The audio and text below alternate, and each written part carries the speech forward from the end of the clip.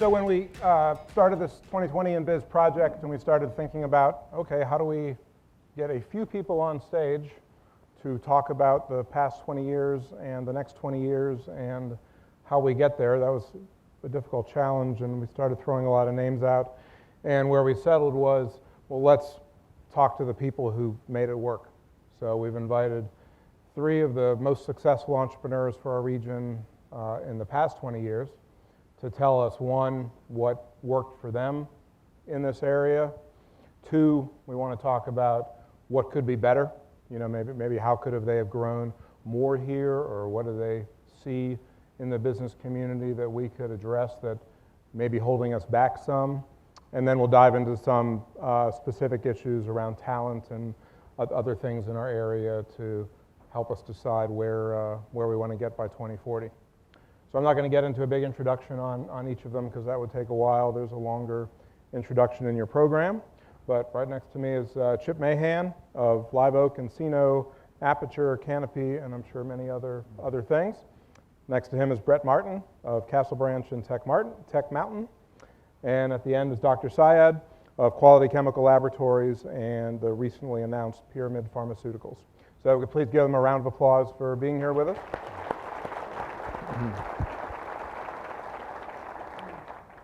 So I'll start this off with Chip, and first question is, what, in growing your businesses here in Wilmington, what has worked? How has Wilmington helped contribute to the success? And then we'll come back to you and then talk about other things we can address. So most of what we do surrounds next generation technology. And in a previous life, I had spent a great deal of time on the West Coast. And I know exactly what's going on the West Coast every minute of every day. Every one of those engineers is on LinkedIn looking for their next gig. So loyalty, I used to say in the banking business, when you lend money, loyalty, Bill Marion, is worth about a quarter, maybe 3/8 of a point, right?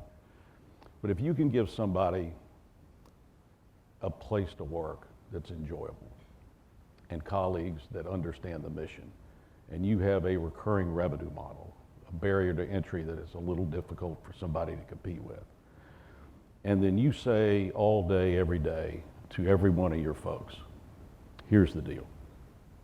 We understand the 3-legged stool of business. We understand our folks, we understand our customers and our shareholders. And regrettably, the bigger the business, and particularly with public companies, the focus is almost always on the quarter and the shareholders. But if you teach and believe every minute of every day, lead with your folks and do extraordinary things for them, 6% 401k matches, pay 100% of their health care because you have a business model that can do that. And then you tell them, treat every customer like the only customer in the bank or the technology company, then the shareholders will be just fine. And if you can do that in a town like this, where they are challenged every day, they're motivated every day, we have other businesses you can be involved in, why would you go anyplace else? Why would you fight Atlanta traffic? Why would you go to the Silicon Valley and pay $5,500 a month for 800 square feet? So we're truly blessed to be in this place. Right. By the way, one thing I forgot to mention, if you have questions today, please text them in to the number that's in your program. It's 910-508-4732. Include your name and table number with your question, and we'll get a microphone to as many people as possible so you can ask your question directly to the panel. So Brett, same question to you. So entrepreneurial business, at its core, is about attracting and retaining.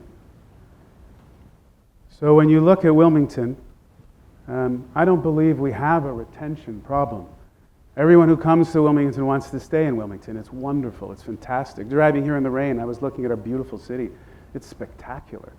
We don't have a retention problem. People come here, they stay here forever, and that's a beautiful thing. That's part of our power. We do have an attraction problem. We have an attraction problem because entrepreneurs and business are attracted to specific ingredients.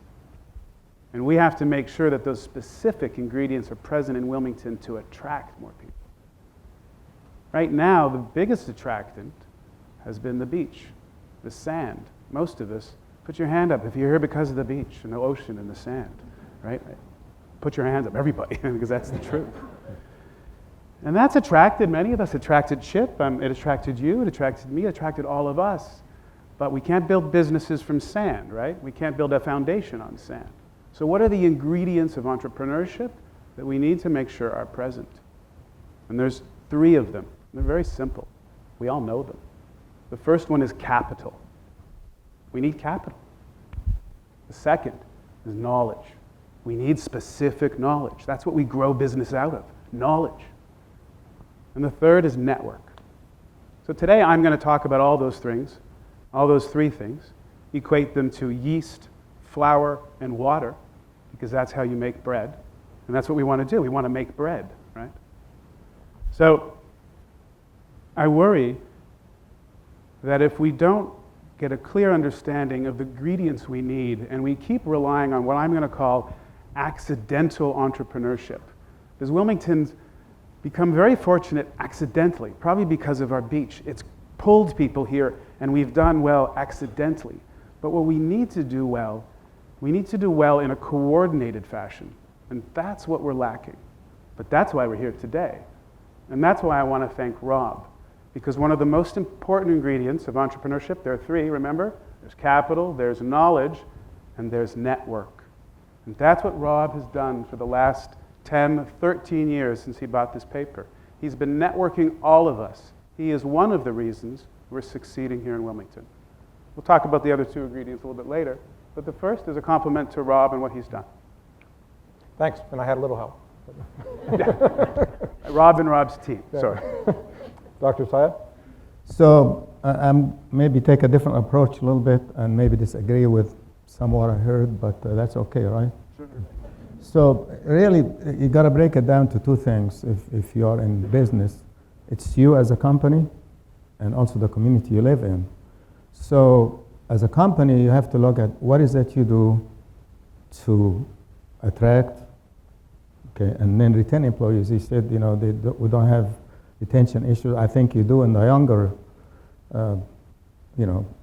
graduates, because they hadn't built a lot of roots and they're exploring different things, and a lot of them really don't quite know exactly what they want to do in 2 years or 5 years. So you got to deal with that group, because you got to hire some of these guys to give them the same opportunity that we had. So once they build up some roots and all that, then it's an issue of what is in it for them, because they don't want to be just stagnated, and none of us really want to keep the same job, do the same thing year after year. So as a company, you have to look at these opportunities, right? So there are a lot of things that you got to do as a company to succeed, and it's not one thing. Then you got to look at our community that we live in, because you have to provide some things to attract people and make sure that their families have recreational things and things they could do to raise their kids, children. So that means that you have to build the infrastructure of the community you live in, which is a very big task. And if you have been here as long as I have, you have seen a lot of changes that happen here, all of it great changes. And you look back at how Wilmington was in the early 70s and what it is now, I think we have done an amazing job to create a very beautiful environment, which really attracts a lot of people. But also you got to build the infrastructure, you got to build the schools, the roads, and all of this. And think about it, without Martin Luther King and I-40 and the 140 corridor, things would have been very different. You wouldn't be able to attract a lot of industries. But so the community has to work side by side to create that environment so that people could look for us as a city, feel like this is the place I want to live in. I don't think we brag about what we have as much as when I was glad that you said we have a beautiful city, but we also have very industrial surroundings. You got access to the world through the ocean, you got the ports, and you got I-40 that gets you to the rest of the state and the entire country. So you could certainly do a better job attracting other industries I would like to have. So it's it's not a simple issue really in terms of how you succeed. I mean, I know you want to get capital, but you know what? I found out that that's the easiest part. Once you have a good plan and you look like you're successful, the banks want to lend you money. It's true. Of course, you got to have as much money sitting around somewhere to be able to. But so I think the big, especially now with unemployment as low as it is, which is good. It's the finding the talent and identifying those, especially in the high technical area, is going to be tough. And then the competition. We have to provide competitive salaries, benefits that are good, career opportunities, training. I mean, we as companies don't just have to rely on someone else to do the training. We have to invest in training our employees to make sure that they move into the next phase. So there are a lot of things that go into making a company successful, with the whole community successful. So I don't want to be taking up a lot of time, but I think you have to look at the whole thing as what really makes your your company success. It's not just you as a person; it's your employees, the community, and all the other things that have to make that successful possible. And so I'm going to stop now and maybe later on answer some of the questions. So now that we've spent the requisite amount of time on the positives, we'll do what entrepreneurs like to do, which is find solutions. So first we've got to identify the problem, or what are the pain points that we need to address. And I think even you can tell in asking the entrepreneurs what's working well, they immediately started shifting to what we could improve or things we can address. So let me first go, Brett, to something you said in terms of the coordination piece. Is that if you look at our community, if you look at attracting and growing businesses here, is that the main issue, or what would you identify as the main issue for our area to continue to grow in a smart, productive way? So there's a big difference. Am I on? Yeah? Yeah. So there's a big difference between growing your company as an entrepreneur and growing an entrepreneurial ecosystem. And that's what I think some of us are talking about today, is how do you build an overall ecosystem that will support entrepreneurs coming to us? So that takes coordination. Chip and I do this. We all do this. We all create ecosystems within our own companies so that we can grow. Chip has the capital necessary to grow. He has the knowledge. He knows everything about banking as it relates to his field. He has the greatest network in the country, one of the greatest networks in the country. So he's created his own ecosystem, and that's why he grows, right? That's why we grow.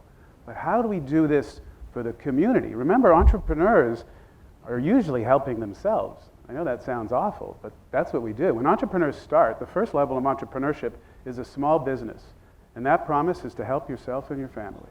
The second level of entrepreneurship is a small startup, and that's about helping you and your team. The third is a company, and at that point, you really have time to help your company. It's only the very top of the triangle. The social entrepreneurs who actually have the time to really give back to the community. And luckily, we have some great social entrepreneurs in our community. Chip is an excellent example of that. So, but that's him doing what he does naturally. What do we need to do as a community so that the people around the country know that the necessary ingredients for growth exist in Wilmington? We have to assemble them, and then we have to market and communicate. That's not something I will ever do or Chip will ever do, because we work for our businesses. We create those environments for our environment. We have to do it together now as a community. And I think that's complicated. I think we've done so well accidentally, and now we have to do as well in a coordinated fashion. And that's complex. Anybody else want to take that one? Doctor? Yeah, go ahead. Well, I'm going to get in trouble here. And That's why we asked you. I am the least qualified person on this stage to make this assessment. But as you had said you were going to ask this question, Rob, so I was thinking about many, many years ago when I was a lending officer at the Wachovia Bank and Trust Company in Winston-Salem, North Carolina. My job was to go get loans and deposits in Kentucky. And my boss would often come by my desk, and he said, "It is clear to me that only one of two things is happening now. you are either writing a credit memo to get a loan approved, or you're making appointments for your next trip. Other than that, you have no business being in the office. So I asked you how we do this, how we go out and look for businesses in this area. And I guess this area would be 250,000 folks, southeastern North Carolina. Yeah, probably a little more. A little bit more, right? So we have in Wilmington, in New Hanover County, and in Pender County, the Wilmington Business Development Group. We have in Brunswick County, the Brunswick Business and Industrial Development Group. We have the Wilmington Chamber of Commerce. We have Wilmington Downtown. We have the Wilmington Regional Film Commission and North Carolina Biotech. And I just wonder, is that coordinated? So those are all pockets of overhead, and I wonder how many calls they are making today, how many trips they are making today to attract companies like you see on stage. I mean, we did the math the other day, and I think we have the ability on our little campus at Live Oak Bank to put 6,000 people there. Today we have about 750. And if we play offense and not wait for the phone to ring, we don't get much walk-in traffic. You got to go get it. And I just hope that these folks come together and have a consolidated mission and play offense. Can I touch on that? Please. Just, I was looking this morning at the Wilmington Regional Film Commission's website, and I think Chip's comment is really accurate. And as I looked at that website, I saw a website, right? I didn't see people, but I saw a website going out and promoting Wilmington. I have it right in front of me. The website says, hey, come bring your project to Wilmington. We have crews, we have knowledge, we have capital, we have discounts. What's happening here for the Film Commission is extremely coordinated, but separately, I think it gets all very, very diluted, and as a result, we, as an entrepreneur, get no benefit from the $31 million a year that is set aside to bring films to North Carolina. But yet we understand that entrepreneurship would bring incredible benefit. So there's no overlap of these benefits. This is a very entrepreneurial effort, but it's siloed. And I think all our efforts are siloed, and that's what happens. And we're looking for coordination. And when we have coordination, we can take those efforts and we can magnify them. So I think we have to decide what is it we want to bring in here, because there's always that issue of what kind of industry do you want? I mean, I don't think, sometimes we just get excited about want to bring a lot of companies here. We have to think about what fits our community, and not just this Hanover County, because you got also next counties over that are not as fortunate as we are with thriving, and you just go a little, Columbus County or even Pender County, a lot of areas that could certainly accommodate some other industries. So I look at this in a global sense. I think we need to decide for our area, what is it we want to bring? I mean, it's great to bring a lot of software program and all that. We all need that. We all live and die by it every day. But we have to maybe think about it a little more globally and think about the state as a whole. What is that we could do to help other counties next to us, because they have the space, they have also some resources that maybe are beginning to be kind of scarce in here in this county. So I think growth is very important, but the dynamics or the truth of the matter is you have to really make sure that if you try to bring an industry here and go out and try to increase some of the industrial base, then you have, what industry do you have or you want to bring? I mean, I bet you anything, if you try to get a company like Corning in here today, they will never get them approved. It's just a different day. So because we are all protective about what is it we bring. So we have got to decide which direction we take, because we can all be in offices and just doing a lot of things that are not really producing things that people need. And I would love to see some companies like John Deere or Caterpillar come to Pender County, build a plant if they could do it right and under the right conditions. So I think it's going to come a time where we're going to feel like in this county it's not going to be that easy to bring certain types of industries that's something we're going to have to face. And sometimes we kind of get excited about, now ideas are easy because we need to bring people to come up with new inventions and all this stuff. But once you go through that phase, then how is that going to benefit this area unless it brings some production or some things that we all need. I think it's a complicated issue, but I think at some point we have to have a discussion about what is it that with the politics and all of it, what is that we really want to bring in here. Now, that being said, again, we're talking about to try to attract people. Now you got to think about training and why people come up here because of the university and Cape Fear and all that, which in my mind, I think in the last 40 years, they have been the driving force to bring in a lot of businesses. That's a fact. I mean, you guys are here because of the university and all the graduates and all that, a lot of the banking industry, a lot of other software, and without the university being here and being supported, a lot of the stuff wouldn't happen. So you got to build that other piece where you're part of how do we help the university grow in these programs that feel like could support the growth of this area. Because it's a changing world, and what we needed 15 years ago is not what's needed today in terms of what things that we have to provide, and we have to train people, that workforce that you want to, I'd like to see more, Cape Fear doing more to produce more electricians, heating, air conditioning people, plumbers, because everybody knows we're going to need those. So we can't just focus on software programming. That's needed because, well, like I said, we live and die by all of this. If our systems crash, we're all going to go home and mow our grass. But also we gotta find people to do the stuff that we need. Build homes and build companies. So you have to look at this in a much larger sense of what is it you see in the next 15, 20 years and what the needs are. And it's not just one area or one industry. Well, I'm going to ask one more question, and then we'll start taking audience questions. So please text in what questions you'd like answered.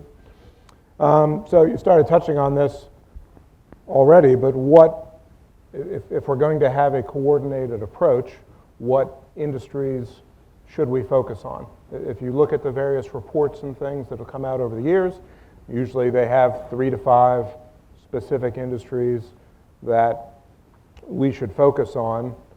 I would not say, probably outside of film, there probably hasn't been a very coordinated effort in many areas.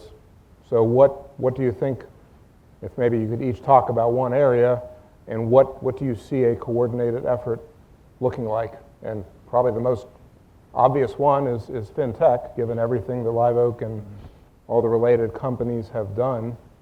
If our region wanted to become even more of a fintech center, is that a good idea? Do you think there should be a coordinated effort beyond what Live Oak is doing, and what would that look like? Well, I think the answer is yes. As you know, we recently put together roughly a $600 million fintech fund. Gene Ludwig is a good friend of mine, and Gene went to law school with Bill and Hillary Clinton. And in 1992, the Clintons named him comptroller of the currency, so he was in charge of every national bank in the United States of America. And then we made a few investments in technology companies, obviously Encino here in Wilmington being number one. Kind of ran out of money. I mean, we're a small $6 billion bank, and you're limited in the amount of money that you can invest in things that you don't do yourself. And Gene came up with this idea to go call on other banks. So today we have 37 banks that have contributed about close to $600 million to allow us to invest in technology companies. And the reason that's so fun is that all the software that every bank runs in the United States of America and fundamentally the world is ancient, 40 years old. COBOL program. These guys are my age. I mean, this is a real problem. For the 5,000 community banks in this country and the 5,000 credit unions in this country, they use 3 businesses. That's all been consolidated. A company called Fiserv, Jack Henry, and and Fidelity Information Systems. Those companies collectively have a market cap of about $100 billion. And they run each 159 data centers, running ancient code. So I think the wave will be fun and unstoppable. There is a reason that Mr. Bezos is the richest guy in the world, right? So Amazon Web Services, a subsidiary of Amazon, is the fastest growing software company in the history of the United States.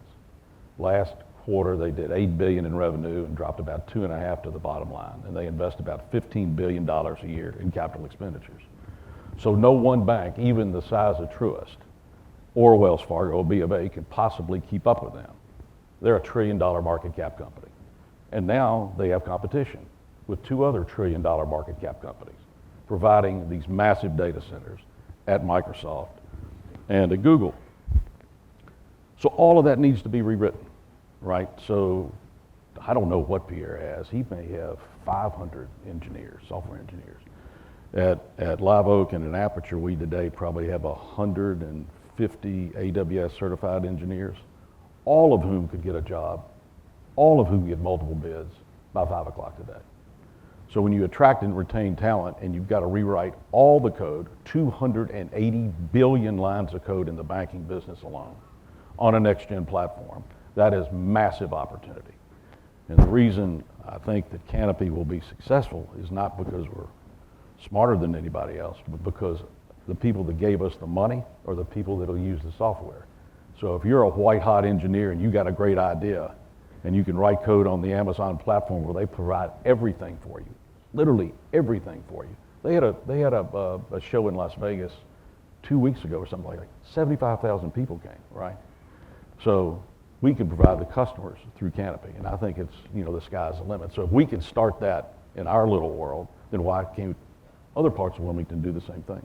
So is it important to Canopy that a lot of those companies you're investing in are here, and that there's more of a fintech ecosystem beyond Live Oak and beyond just the immediate Live Oak companies?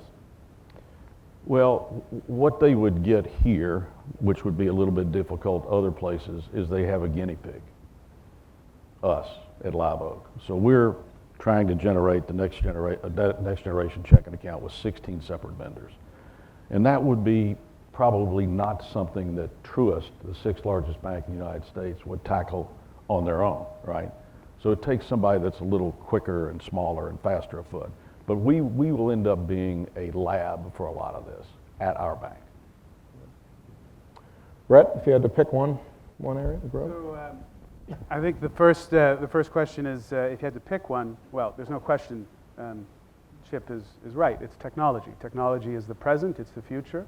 If you're building for manufacturing, you're probably building for the past. I know that sounds hard if you're in manufacturing, but technology really is the future. And technologists are the one who drive the future, and we can create those here in Wilmington. We have a university, a very good university. It needs to do a much better job creating the technologists we need to grow, the engineers.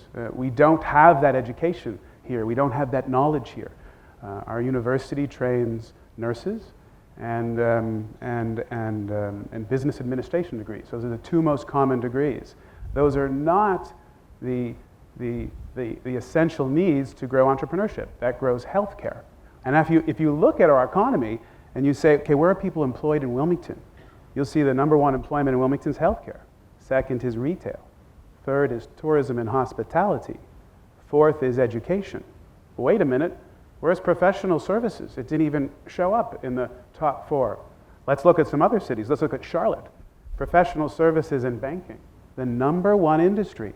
Oh, guess what? They own knowledge. They own banking knowledge, so as a result, they're the 2nd largest banking area in the United States. Let's look at Austin. 1st, professional, retail, education, healthcare. Every city that I could look at, including Miami, which we're going to talk about later, has an incredible professional community. We don't have it in Wilmington. It's not present. We have to grow it through our university, and we have to grow it in technology. And those technologists will come and fill our companies and fill the other companies and help us raise those companies. So I think that's where we focus. If we look at what we focused in the past, We put about 500, not 500, about 50 million into Marbionics. We put about 131 million into the film industry every year. And ultimately, this city has no real focus of knowledge like a city like Charlotte. But we could change that because we have a great university. Dr. Syed, I'm hoping you're going to talk about pharmaceutical industry. I think, again, technology has to drive everything else we do. I mean, you can't just say, okay, we're going to do technology. Where is this technology going in to enhance our lives in terms of products and innovative things? So I think we kind of a little bit polarized a little bit now because we feel like we need people that do software programming for bank and other industries and a lot of data analysis.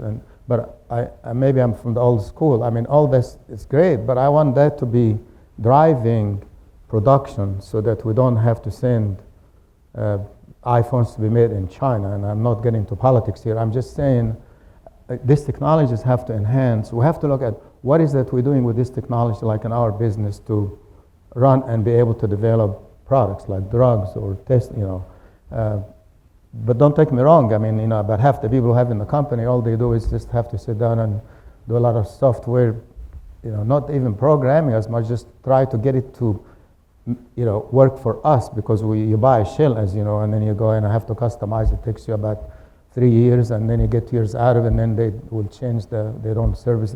So I think we're going to have to realize that a lot of these things we do in this technology area should also help us in terms of what is that we do to build homes, to build factories, to build products that make our life manageable. And so we have to decide, what next we get in here. I mean, I don't want to, I think it's great we have 20 companies doing software and data management, but by the same token, I want to see maybe attracting some industries in the state, not just in Wilmington or the surrounding counties, that there are truly some production industries that produce things based on agriculture or other heavy industries, and because at the end of the day, that's what we got try to do and buy. We could sit on our phones all day, but what does that do? I mean, you still have to be able to go and buy things that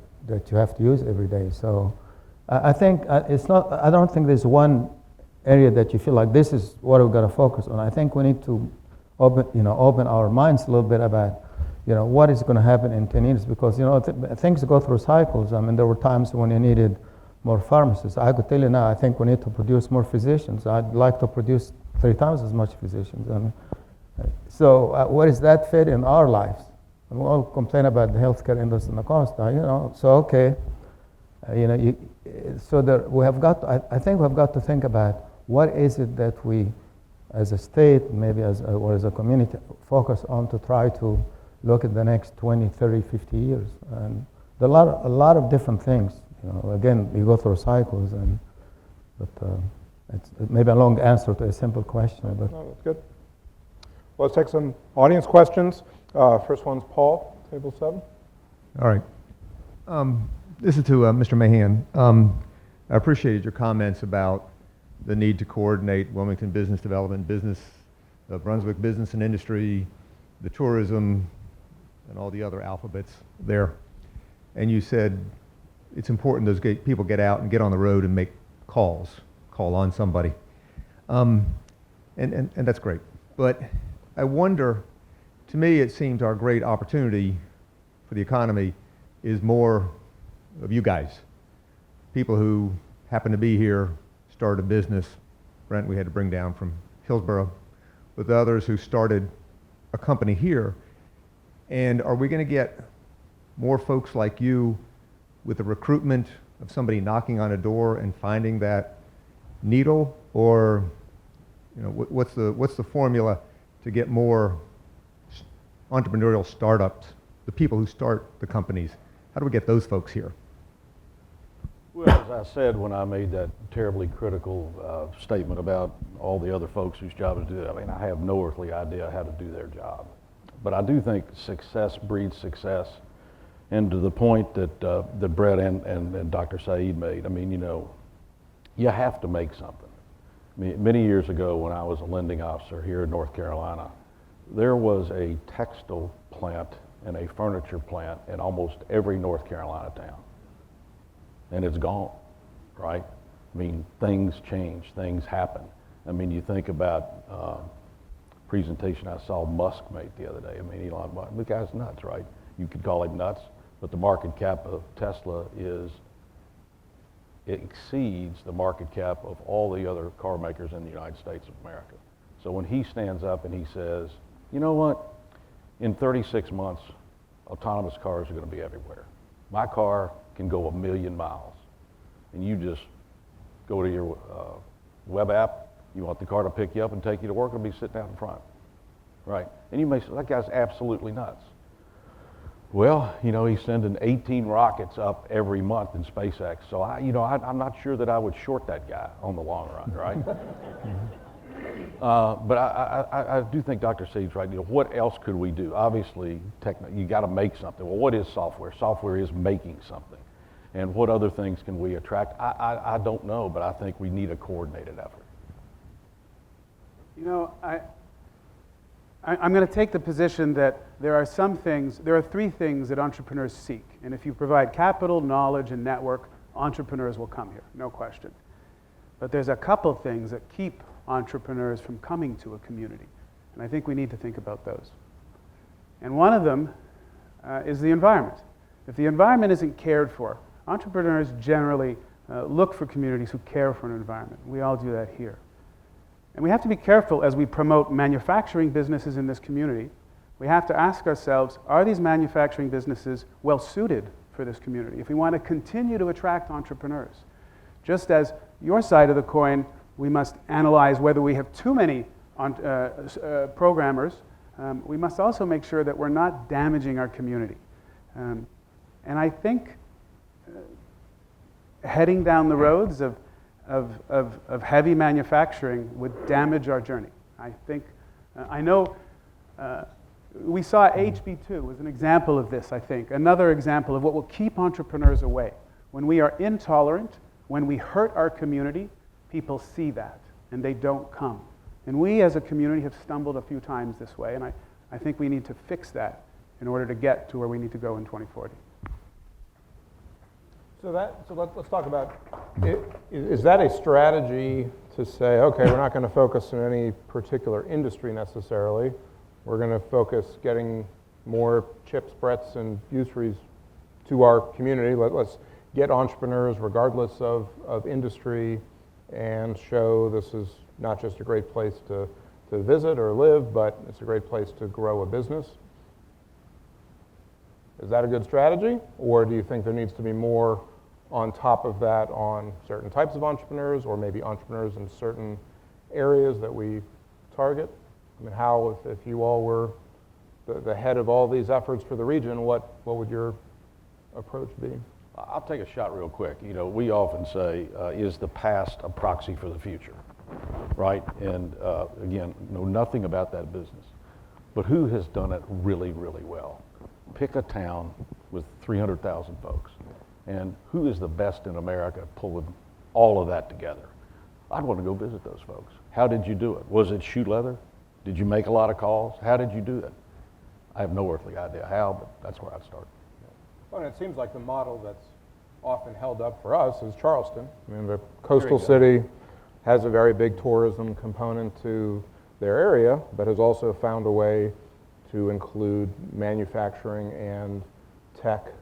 And obviously there's problems that come with growth, which we're experiencing too. But to me, I would throw out that community, and probably also lessons from Raleigh and Austin and others as well. But Charleston being a coastal city is Coastal river, same thing. Yeah, absolutely agree with that. Charleston's a great example because it's a coastal city. Another good example is Miami. I know it's too big, but I know a lot about their story.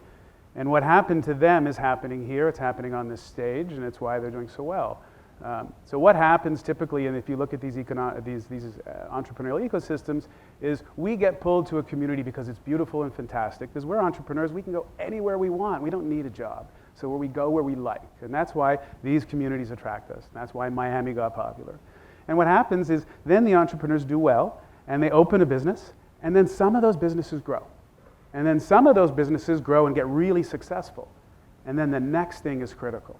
Those successful entrepreneurs sell their companies or divest, and they choose to stay in the community. They choose to live in the community, and then what do? They reinvest their profits. They reinvest themselves in the entrepreneurs of the future. That's the model we need to look for. That's what Chip does every day. When I go to his offices, that's what he's doing. That's what I'm doing. We've got 50 people in Tech Mountain building businesses every single day. I think the models are here. I think the models are present. They're inside our companies. I think you should come look at them. And when we should build models that are more inclusive for the whole community. Let's take next question, table 24. Beth? Okay, so this question is for Dr. Syed. You touched base on this at the beginning just a little, but with the pharmaceutical industry having such a small footprint in the Wilmington area versus RTP, how have you found success recruiting global talent to your company? I think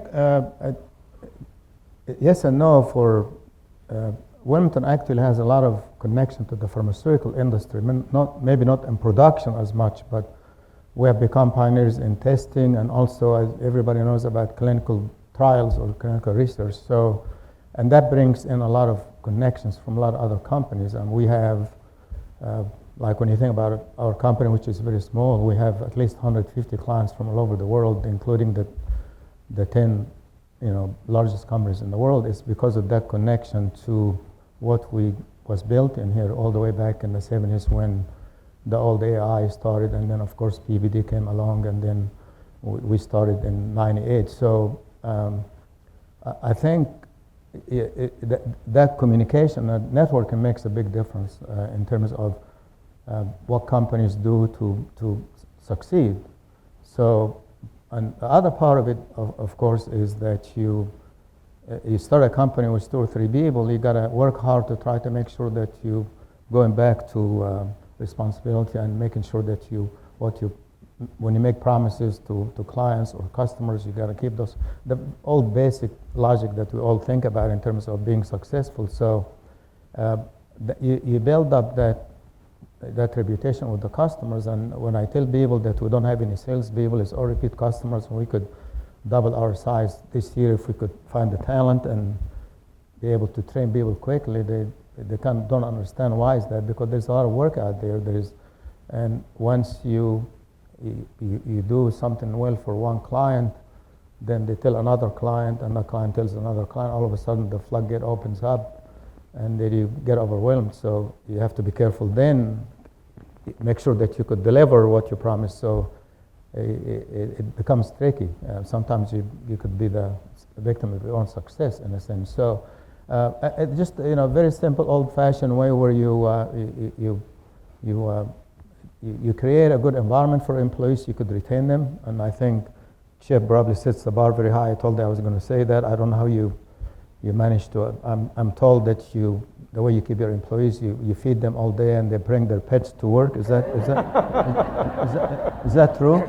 Actually, I heard the dogs were banned. No. Was that And they rethinking that. rethinking? and they get some work. They get some work done in the meantime, right? So I don't. That bar is very high. I don't know if we could do that, but we bring some donuts sometimes in the morning and some nuts.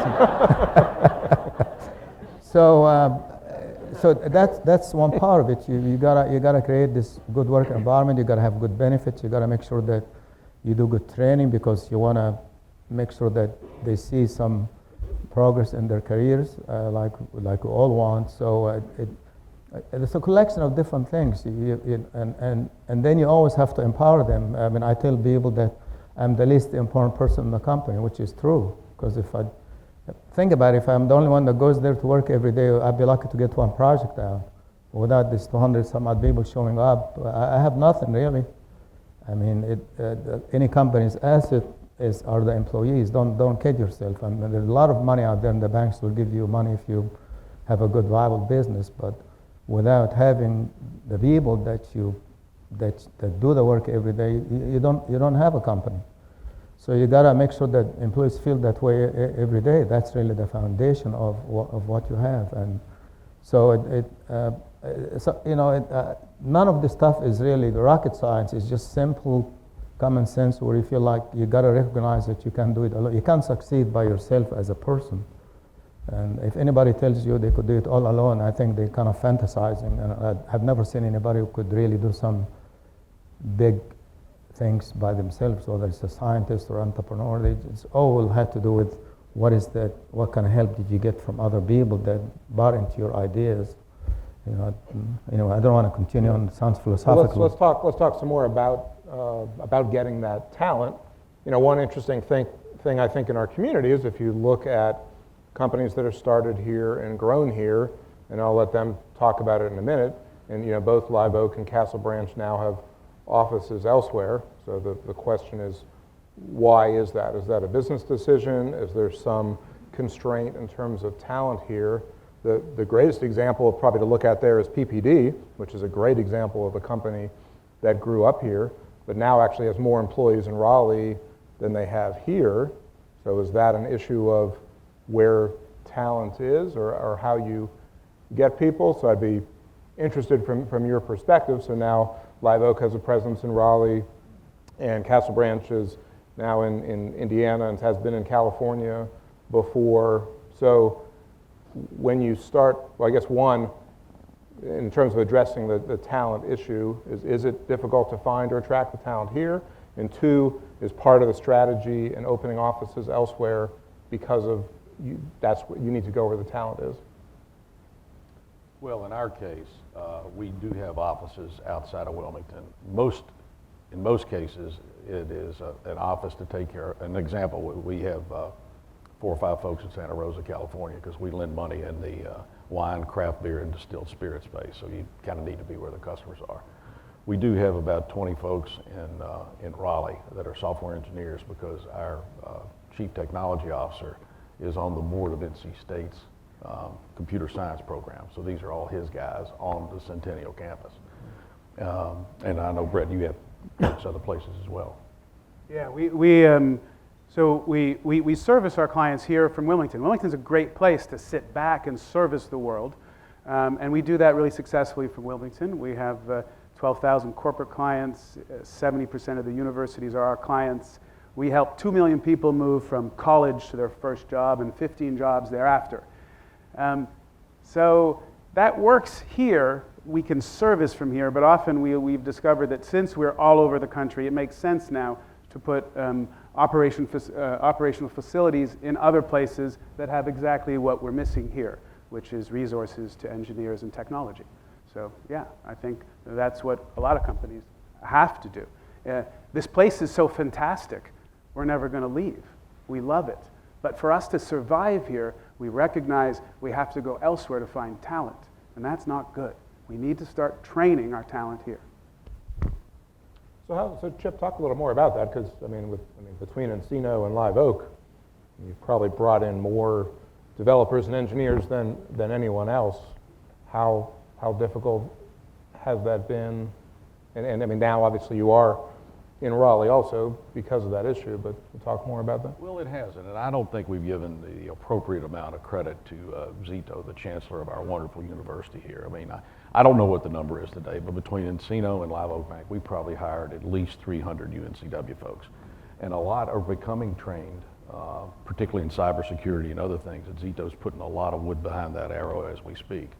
But I think it just gets back to who you are and your business model, and treat folks the way you want to be treated, and they identify with those folks and they want to be part of that. So we've had absolutely no trouble attracting technical talent. I talked to Pierre the other day. He told me, and I don't know when exactly it's going to be, but he's going to have 1,000 employees. That's pretty good. He has 10 full-time recruiters all day, every day, looking for software engineers. I want to jump in there for a second. Let me be clear. 57% of our employee base comes from the University of North Carolina. It's an excellent institution, and we're very, very proud of it, and we though heavily. Wilmington or the University of North Carolina? Both. We recruit from the entire system. Okay. And we're very active in both systems. Though I will say, there's not enough technology talent in this town. Now, it makes sense that the largest technology employers in the town don't have trouble finding technology talent because they're paying the most. But what happens is all the young entrepreneurs, all the small companies in this community are struggling. They're struggling desperately to find and hold on to technologists. If you pay the most, you can always get the best. That's not a problem. There's no supply and demand issue when you can pay the most. There is a supply and demand issue in the middle of our economy, and we need to create new and more technologists to help those companies. Those are the young entrepreneurs who need support and help. Next question, table 11. Judy?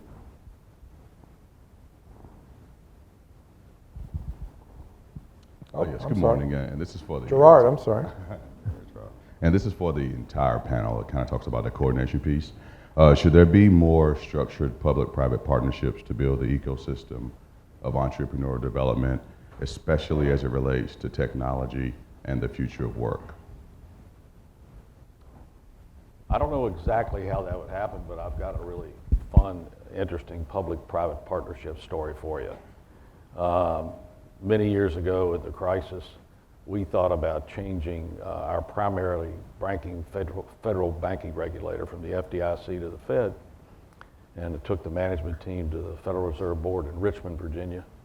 And there were 20 Fed regulators, and we made a presentation. And my partner, Neil Underwood, who many of you know, shook the hand of one of the senior regulators at the end of the meeting. And he was sitting down, Neil was standing up. And he said, "This is going to be a wonderful public-private partnership." And this guy stood up, and he got about that far from Neil's face. He said, "Let me tell you something, son. We are not your friend." So that's a federal banking regulator. So I mean, I think we'd be open to all those sort of things. I just don't know how it would happen, but I think it makes a lot of sense. So that's a great question, and that's so important. The pathways to entrepreneurship are difficult, and if we don't build them as a community, people won't get from where they are to entrepreneurship, and I think that's what you're touching upon. Castle Branch is, we specialize, our knowledge is TTPL, the transfer to professional life. We help students go from education to their first job, and then they continue on, and that's a pathway. And that same pathway exists in entrepreneurship. So what do I recognize with the students who need to move on? Right now, I recognize, well, of all the students graduating university right now, they all need additional skills. And it's estimated that the average graduate needs $2,300 worth of additional skills upon graduation to be a viable employee. And most of the skills are in technology, and then a third of them are in soft skills, which the millennial culture, for whatever reasons, needs extra work on. So again, these are things that we can build in our university. We have an opportunity. Remember, things that are bad, and entrepreneurs love things that are uncomfortable. We always have uncomfortable conversations in comfortable ways because we know what we do is complicated and we're good at that. And I know what I'm saying here is a little uncomfortable, but I'm saying that we can do a better job training our people to be the type of resources that entrepreneurs are looking for, and more of them will come here. Just one quick comment on all of the above. Yesterday was a bit of a seminal moment, right? So for the first time in the history of this country, 10-year treasuries traded below 1%, right? So if you think about capital, there are two ways to do that. There's debt and there's equity, right? There is so much money chasing a home right now. It's unbelievable, right? Because interest rates are incredibly low. What are you going to do with your money?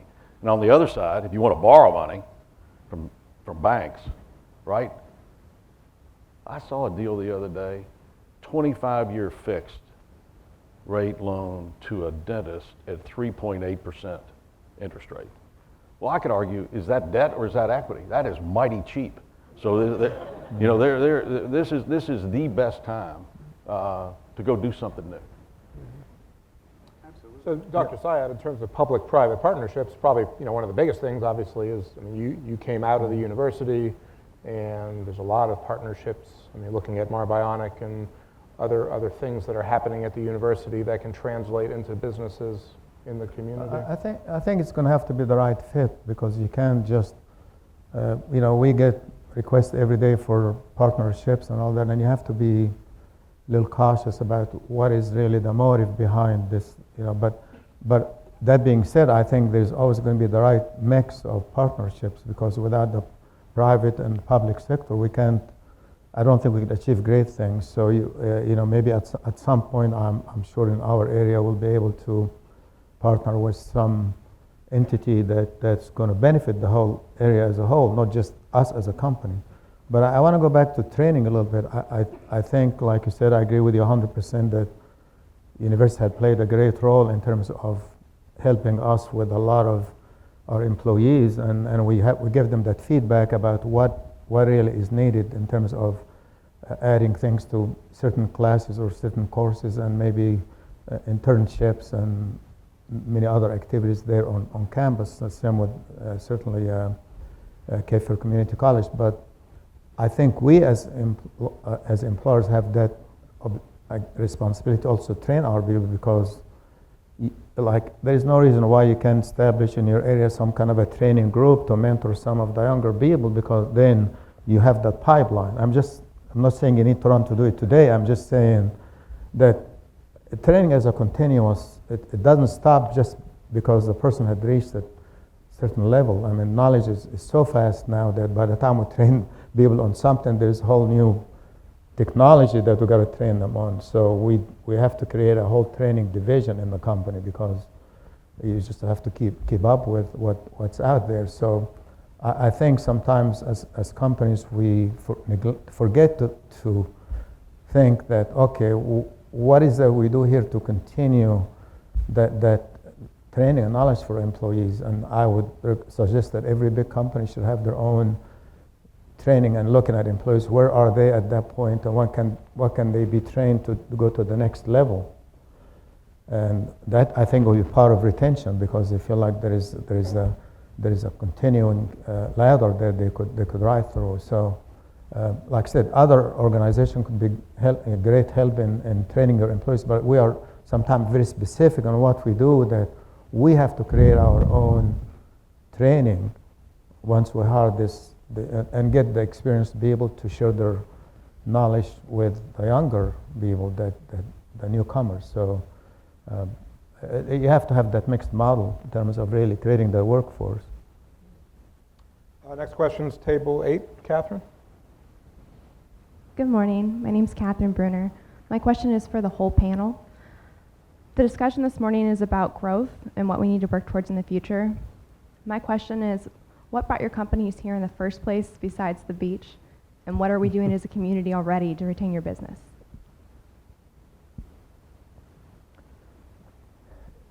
I don't, that may surprise many of you, I don't tell anybody that you need to come here because of the beach. I didn't tell it to students when I was teaching, and I don't tell it to employees. I think the beach is an added bonus, but look at the whole city. I mean, you got, as a matter of fact, I was thinking about this the other day, we get a lot of clients visiting, and first thing I tell them is just go, if it's too early in the day, go and take a nice walk on the river walk. It's a beautiful place.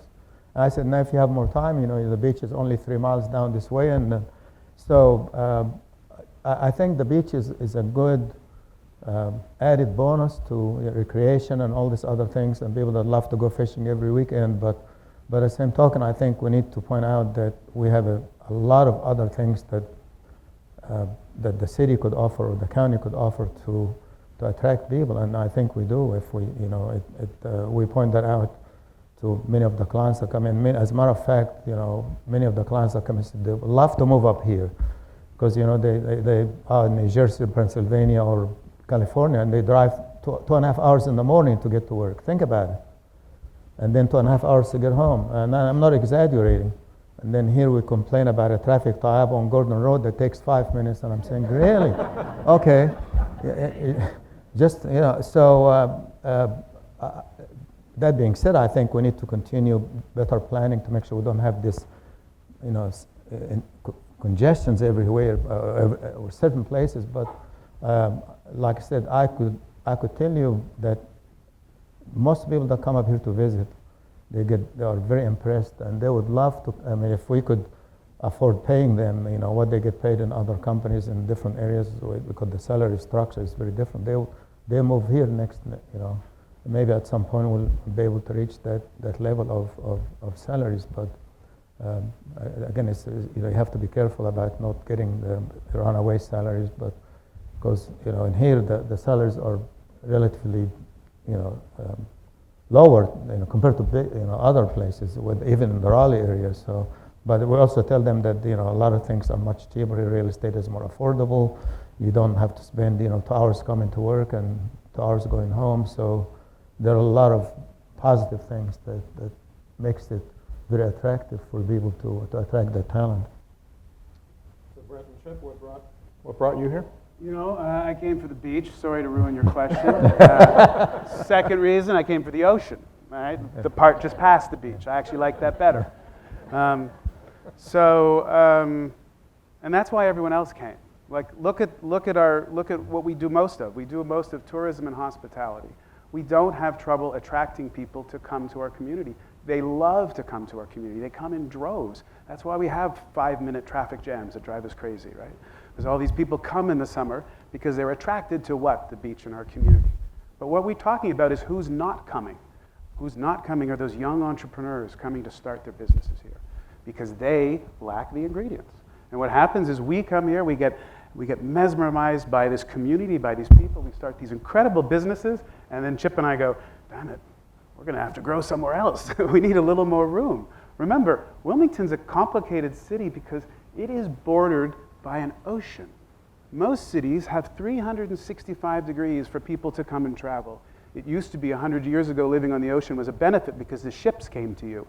Ships don't bring entrepreneurs. Ships don't, we have a great port, but they don't bring our entrepreneurs. So we only have half of our circle where we can entice people. And again, we lack the critical resources. So I will address staying, right? So I think to stay and to grow, people like us want to be part of a very progressive community. So I'll tell you a little story, right? The last crash, somebody at the chamber said, will you meet with the Atlanta Braves? They want to bring a baseball team to Wilmington. I'm not really a baseball guy, but I thought, well, that's pretty cool, meet with the Atlanta Braves. And so wouldn't it be interesting to have a stadium on the river where you can hit home runs in the Cape Fear River? And here are the facts. At that time, I'm sure it's all changed. Wilmington, North Carolina was the second largest city in the United States of America that did not have a professional baseball team. The other one was Orlando, Florida. So Lee Williams, my colleague, co-founder, and I said, well, let's give it a shot. So somebody said, you need to go to a PR firm in Raleigh because they're really the best of the best and they can help you. So we drove to Raleigh and we sat down with the owner. And he said, not only are you going to lose, I won't take your business no matter how much you're willing to pay me, right? So, when I hear things or see things on social media about we don't want to grow, it's like, you want to shut down people like us? That'll shut it down. We need to be progressive. Every little bit helps, in my opinion. Next question, Natalie, table 26. Thank you, Rob, and thanks for having this. Chip, I'm not offended. I do think that in everything we do, we all need to be better coordinated, so thank you for that. Dr. Saeed and Brett, thank you, all three of you, for the comments that you've made today. I hear a lot about talent, right, and the resources to build a pipeline, to create a pathway. I want to make sure everybody in the room is aware that the Chamber is partnering with Cape Fear Collective to launch next week a skills gap analysis. It's a survey of employers to identify what are those skills and talents that when you hire somebody and need to spend $2,000 to $3,000 more dollars, what is it that you're not getting, so that then we can work with our institutions who are doing the best they can trying to address talent needs. They just need to know what the talent needs are that they're not addressing. So we're trying to partner on that. Rob made me turn this into a question, so now I'm going to transition and try to turn it into a question. Does that sound like to you an initiative that is worth this community taking full on and to develop talent pipelines and the pathways to fill those to help address not only your talent needs specifically as employers, but also the need to make sure we're helping all people succeed? That's a great, fantastic, really, really fantastic. And that really is what needs to happen. So if you look at what's happened to the world, the problem is, Chip and I are the problem. We're technologists, we're creating a lot of new technology, and it creates a ton of change all the time, and everyone's sick of changing. And what's happened to the universities is they got themselves in a tight spot. The economy started moving so fast that new skills were being needed and created faster than the university could really sit down and create new training. And as a result, an entirely new industry formed, and it's called the skills industry. It's a massive industry, and most cities have secondary educational private institutions that are working on filling these skills gaps. Because these skills gaps change so fast, it's hard for an institution to actually create programming around that quick enough. So Wilmington falls into a really tricky spot because we don't have a skills economy. There aren't skills trainers here like in every other large city in the country. So the fact that you're looking at this, the fact that you're trying to isolate that skills bridge, and we can determine if some are appropriately filled by the university, and then some should be appropriately filled by private enterprise, then I think we will really get people in a spot where they're ready to go to their opportunity. Because that's what everyone wants to do. They want to get educated and they want to lift up, right? And it's that skills component that is missing right now. We have time for one more audience question. Sue, table 1. Good morning. To the panel in general, we've heard a lot about creating business culture and community. How do inclusion and diversity fit into that? Wow, that was going to be my last comment. Yeah. Do you want to start there? Okay. I promised you that I would be comfortable being uncomfortable. All right, so this is my moment. We talked about the ingredients of entrepreneurship being capital, knowledge, and network, right?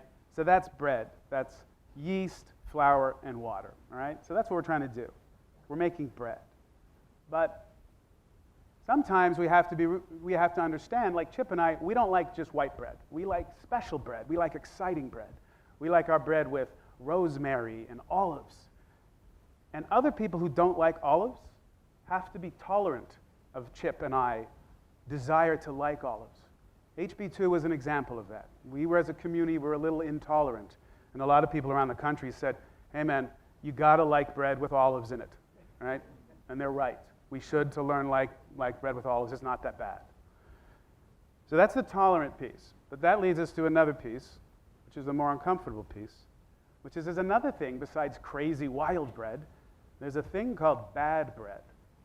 And we have to be careful we don't make a bad bread. And bad bread is yeast, flour, water, and stones.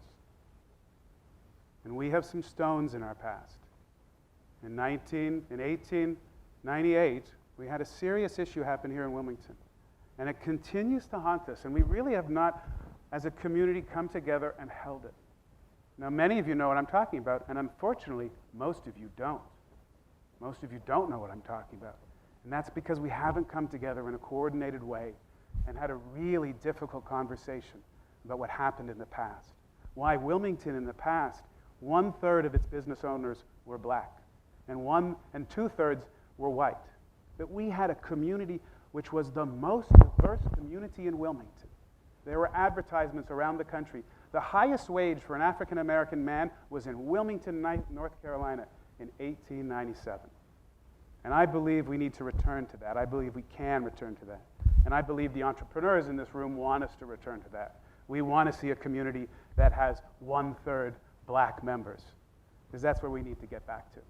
So that's the bad bread. Let's not make that bread. That's good. So we fight it every day. We want to be exactly what Brett said every day. In a previous life, my brother-in-law and I started a software firm in Atlanta. We grew it to about 2,300 folks, about 1,100 folks in Atlanta. And Atlanta has a very vibrant, diverse community, as you possibly know. Some of our best friends were African Americans. So how do you attack that here from the ground up? Many of you in this room know Judy Gerard. Judy's the founder of the Food Network, and she is a remarkable woman. A remarkable woman. So, I don't know, 6 or 7 years ago, she took some of us to see her friend Ann Tish in New York City. Ann Tish started a school in Harlem. That school in Harlem has 600 girls, 100 in each class, 6 through 12. 100% graduate and 100% go to college. Many of you in this room have heard of GLOW. We at GLOW today have 315 girls. We are in 4 grades. We're going to march to the 12th grade, and we are going to try to replicate that model. Now, it is true that it's tough, right? So when our GLOW girls get to the 6th grade, they're about, Sandy knows all this, she's on the board. She's probably chairman. You're chairman of everything, aren't you, right? They're about 3 grades behind. So how do we attack that sooner than that? Pre-K, pre-pre-K, to create a level playing field so they can be educated, and then they can go on to work for Brett and the good doctor. And that's the only way that I know how to attack it from the ground up.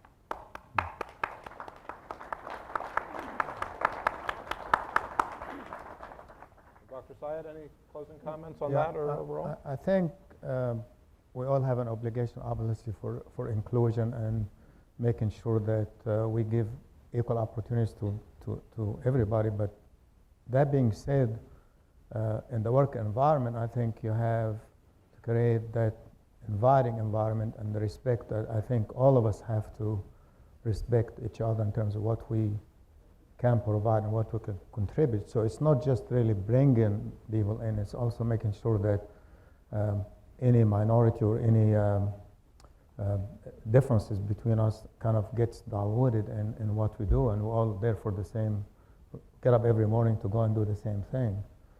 So I think as an employer, from our point of view, first thing we tell people, I said, you know, if you get up every morning, I want to make sure that you're going to make somebody's day better. And if you think you don't feel good, or you're in a bad mood, just take the day off. I'll give it to you.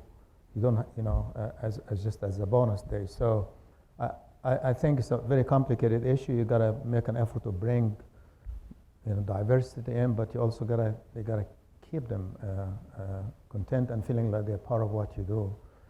So I think we all share the same view. It's just we have to look at the world as one color and as one something that we all there for the same reason, and understand that there are some of us that feel maybe more disadvantaged than others, and how do we help lift them up to make them feel like they are no less important than everybody else. So Let's please have a round of applause for our panel.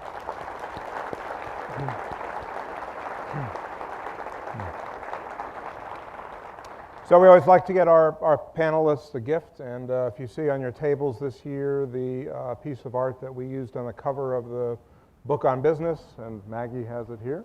There's a nice print from downtown, and one interesting thing to point out to Chip here, while there's no baseballs flying into the Cape Fear, there is a Cadillac in the Cape Fear, which you can Google if you want to read the story, but right down here, the artist captured the Cadillac that apparently is still in the Cape Fear River. So we hope you enjoy having this on your walls and the background to it.